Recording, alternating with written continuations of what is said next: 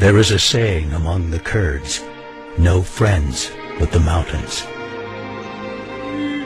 For indeed, the world has scarcely noticed when century after century, conqueror after conqueror has driven these once nomadic tribes deep within their beloved mountains to preserve their culture, their language, and their lives.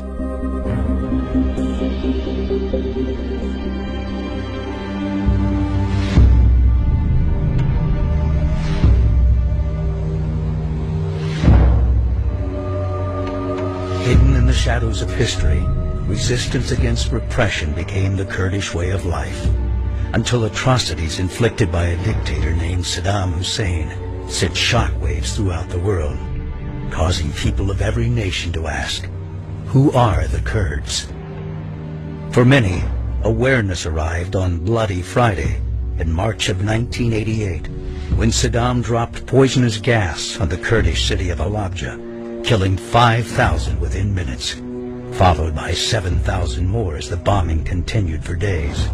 Halabja was not Saddam's only chemical attack against Iraq's Kurds. It was simply the worst, captured in all its horrific detail, making it a symbol of the atrocities committed by Saddam Hussein.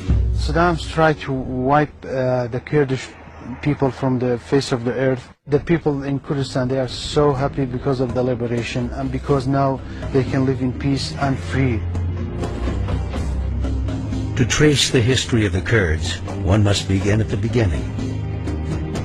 For it was here, in the land some believe was once the Garden of Eden, that this resilient ancient people first left their mark upon the world.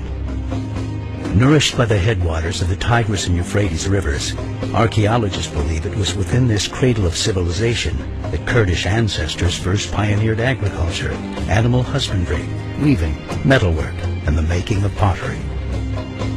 For visitors, a trip through the land of the Kurds is a trip through biblical history.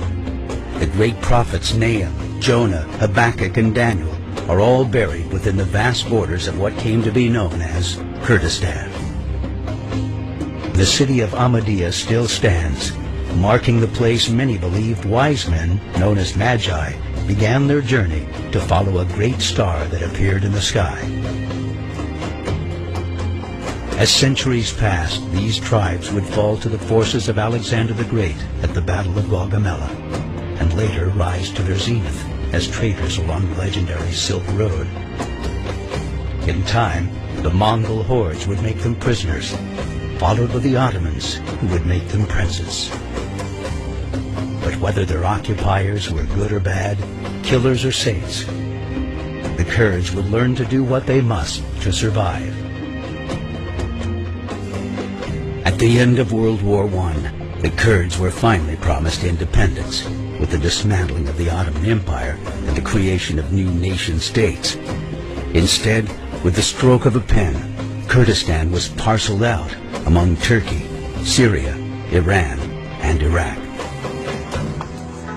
Today, the world's 30 million Kurds, equivalent to the population of Canada, make up the largest ethnic group in existence without a recognized state of their own. We are neither Arabs nor Turks and nor Persians. We are Muslims, but we are a different nation. We have our own language, our own history, and our own folklore and everything.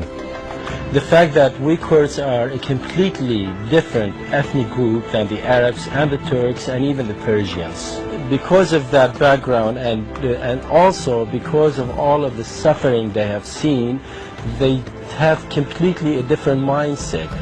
At the time when the central Iraqi regime, before the toppling of Saddam Hussein, was busy with creating weapons of mass destruction, we were busy planting trees and creating new classes at our universities and opening new departments and building centers of education for our children and for our youth. We are trying to build a nation. We are trying to improve the scientific standards of our community. We are trying to spread democracy. We are trying to teach the people how to respect each other and accept the rights of children and women in general. This country is a peaceful country. The people are very, very lovely. I don't think that our region will be a dam between us and another countries and other cultures.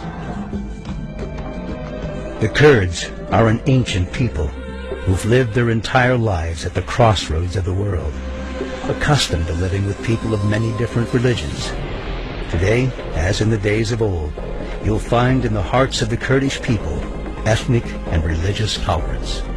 Today, for instance, in Kurdistan, you see churches beside mosques in the Kurdish cities. You know, we have Christians, we have Armenians, we have Yazidis, we have Muslims, we have Jews, we have all types of religions and ethnic groups, and we've been living together for ages. And that shows, you know, how tolerant the Kurdish people are. In the cities of Kurdistan, you'll see not only Kurds, but Arabs, Turkmen, Assyrians, Armenians, Chaldeans, Shia, Sunni, all living peacefully side by side, because this is who they are. This is how Kurdistan has always been, long before the country of Iraq ever existed.